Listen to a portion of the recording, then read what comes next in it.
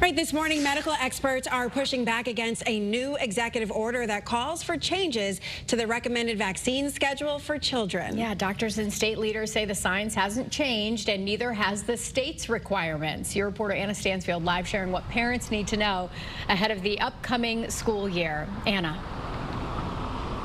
Well, guys, good morning. With the first day of school for most kids here in Connecticut coming in just a few weeks, we know this is a very important story for parents, as many of them are likely waking up this morning with the exact same question of what does this mean for my kids' back to school vaccination schedule?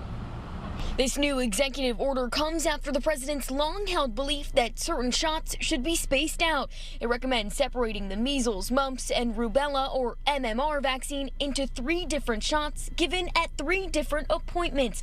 His administration says this change aims to generate trust in vaccine-hesitant parents, but the order is just a recommendation, meaning states still have control over school vaccine requirements, and leaders say nothing will change in Connecticut.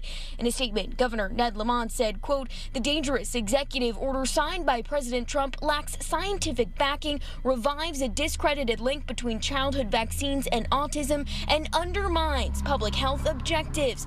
Doctors in our state are reacting too. The vaccine schedule, as is, we know, is safe and we know is very effective.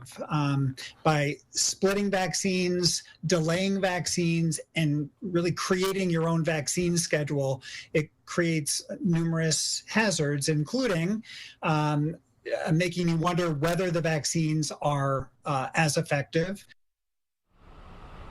Now, as you get ready for that first day of school, you will need to make sure that your child has proof of immunization before they head back to the classroom, just like you would need any other year. I'm your reporter live in Hartford, Anna Stansfield, Channel 3 Eyewitness News.